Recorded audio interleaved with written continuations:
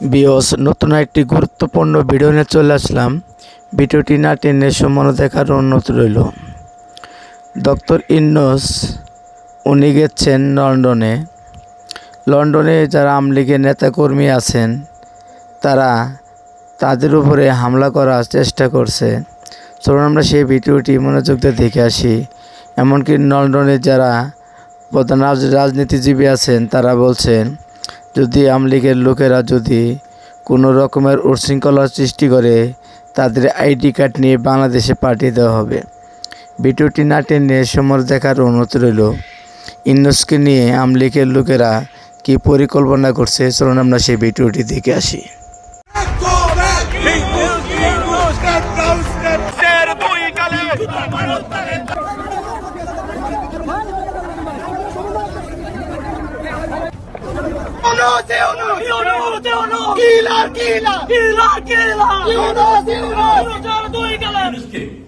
আমরা যুক্তরাষ্ট্রের মাটিতে আমরা অবাধ ঘোষণা করতে আসছি। মোহাম্মদ ইউনূসের গায়ে ফ্রেশ ডিম ছুড়বে না, তারা পচা ডিম মারবে। মাইনরিটি কিলার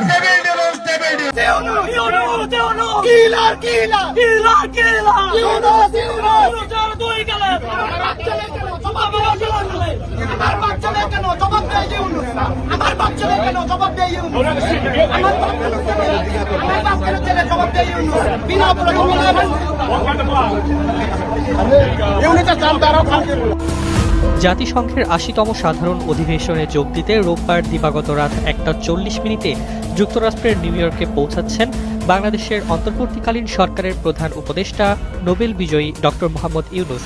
তার আগমনকে ঘিরে বিএনপি ও জামায়াত নিউ ইয়র্কের বিমানবন্দর, হোটেল এবং জাতিসংঘ সদর দপ্তরের সামনে গণজমায়েতের ঘোষণা দিয়েছে।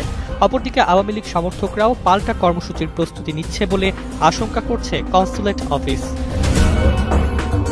প্রধান উপদেষ্টার সফরকে কেন্দ্র করে যে কোনো অপ্রীতিকর ঘটনা এড়াতে স্থানীয় পুলিশ, মেয়র অফিস এবং ফরেন সার্ভিসকে বাড়তি সহায়তা চেয়ে চিঠি দিয়েছে নিউ ইয়র্কে বাংলাদেশের consular general office. Consul general Mohammad Mozammel Haque জানিয়েছেন, অনুমতি ছাড়া কনসুলেট প্রাঙ্গণ বা এর আশেপাশে কোনো সমাবেশ বা বিক্ষোভ বেআইনি গণ্য হবে। তিনি সতর্ক করে বলেন, যদি কেউ সহিংসতায় জড়ায় তাহলে তাদের গ্রিন কার্ড বাতিল করে দেশে পাঠিয়ে দেওয়া হতে পারে। ডক্টর ইউনূসের সফরের সঙ্গে বিএনপির মহাসচিব মির্জা ফখরুল ইসলাম আলমগীর, জামায়াতের নায়েবে আমির ডাক্তার তাহের সহ কয়েকজন শীর্ষ নেতা রয়েছেন, যা রাজনৈতিক অঙ্গনে নতুন এক ঐক্যের ইঙ্গিত দিচ্ছে। ২৬ সেপ্টেম্বর তিনি জাতিসংঘ অধিবেশনে ভাষণ দেবেন, যেখানে গণ অভ্যুত্থান পরবর্তী গণতান্ত্রিক সংস্কার, অবাধ নির্বাচন, রোহিঙ্গা সংকট, জলবায়ু পরিবর্তন ও টেকসই উন্নয়ন লক্ষ্যমাত্রা নিয়ে বাংলাদেশের অবস্থান তুলে ধরবেন। এছাড়া ডক্টর ইউনূস জাতিসংঘ সাইডলাইনে উচ্চ পর্যায়ের বৈঠকে অংশ নেবেন। তার প্রস্তাবেই ৩০ সেপ্টেম্বর প্রথমবারের মতো রোহিঙ্গা সংকট নিয়ে জাতিসংঘের উচ্চ পর্যায়ের সম্মেলন বসছে, যেখানে প্রত্যাবাসন নিয়ে কার্যকর পরিকল্পনার প্রত্যাশা করা হচ্ছে। কনসুলেট অফিস জানিয়েছে, ডক্টর ইউনূসের নিরাপত্তার দায়িত্বে যুক্তরাষ্ট্র প্রশাসন থাকলেও রাজনৈতিক সহিংসতা ঘটলে কঠোর ব্যবস্থা নেওয়া হবে। পরামর্শটা সুন্দর, ভাবিয়ে মাশাআল্লাহ, ট্রাম্পের উপরে মুখ লাগে তোর পাইলে সামনে স্যাপথুত্তা দিত। তুমি এই যে কথাটা বললা, না এরকম বুদ্ধি তো সুন্দর বুদ্ধি, দেশের লেগে কত বড় কল্যাণকর, কিন্তু তারা মানবনি। আমি এইটাই কথা, বুদ্ধি পরামর্শ দেওয়া যায়, কিন্তু এটা মানা না মানার বিষয়। যুক্তরাষ্ট্র এবং বাংলাদেশের মধ্যে এই মুহূর্তে তলে তলে কি হচ্ছে আমরা জানি না। কেন? এই যে কয়েকদিন আগে দেখেন হোটেল রেডিসনে সম্ভবত নাকি না কোন হোটেলে যে আমেরিকার একজন উচ্চ পর্যায়ের নাগরিক মারা গেল, মার্ডার হইল নাকি মারা গেল আমরা তথ্য পাইলাম না। এনায়েত করিম আবিষ্কার হইল, গ্রেপ্তার হইল, এরপর শুনলাম সরকার পতনের নানান ষড়যন্ত্র এখানে চলতেছে। সো এই মুহূর্তে সরকার একটা উচ্চ হাই অ্যালার্টে আছে, কানেক্টিভিটি গুলোকে যাচাই বাছাই করে দেখতেছে। এর মাঝখানে আমেরিকা বাংলাদেশকে যে পরামর্শটা দিচ্ছে এটা আমাদের জন্য ভালো। এরকম ভালো ভালো কথা ভালো লাগে যে বাংলাদেশকে যে সরকারি ক্রয় আছে বিভিন্ন সেক্টরে, সরকার যে পারচেজ করতেছে বিদেশ থেকে, অনেক দেশ থেকে আপনার চুক্তি হচ্ছে বিভিন্ন দেশের সাথে, প্রতিরক্ষা থেকে শুরু করে অনেক কিছু।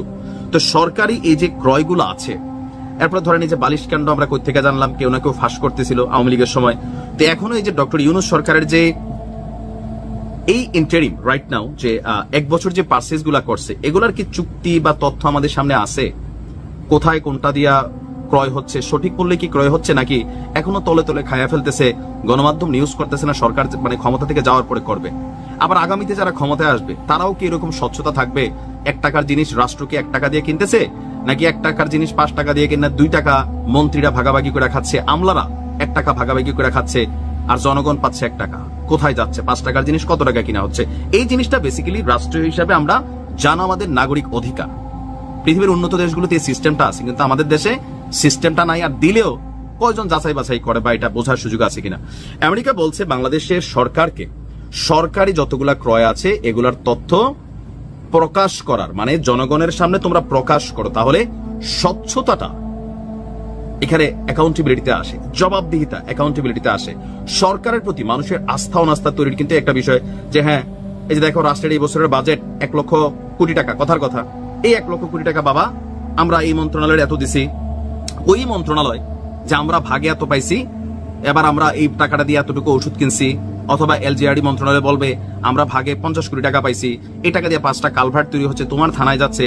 আমার থানা সরকার, সরকার মানে কি বুঝছেন তো? আপনার আমার এলাকায় যে বসে থাকে একজন সরকারি কর্মচারী কর্মকর্তা, এরও পার্ট অফ গভর্নমেন্ট। সরকার তো আর চোখে দেখা যায় না, যারা চালায় সরকারি কর্মচারীরা, তারা স্বচ্ছতার সামনে নিয়ে আসবে। তাহলে আমিও জানলাম আমার বাড়ির সামনে রাস্তাটা যেটা হইলো, এটা ইট তো ভাই এর থেকে ভালো দেওয়া সম্ভব না, পুরা রাস্তা লোহা দেওয়া সম্ভব না, কারণ বাজেট কম আসছে, বেশি আসছে। এখন আমাদের কনসেপ্ট কি? আমাদের উন্নয়নের জন্য বিরাট বাজেট তৈরি হয়, এই বাজেট সরকার খায়ালায়, না খাইলেও বলি আমরা খায়া ফেলে। সো বেটার হচ্ছে কি যে প্রকাশ করে দেওয়া। এখন এই যে প্রকাশ করতে গেলে যারা রাজনীতির পিছনে মানে কি বলা হয়, যে রাজনীতিকে প্রফেশন হিসেবে বাইসা নিছে, রাজনীতির মানে জনগণের মারা টাকা খাইয়া যারা জীবিত থাকে সবাই না, এই শ্রেণীটা তো বিপদে পড়ে যাবে। তো এরা বিপদে পড়লে এটার চাপ যে পড়বে কোথায়? সরকারের উচ্চ পর্যায়ে পর্যন্ত। সরকার কিন্তু একটা দল পরিচালনা করে, মানে দল ইফেক্টেড হবে।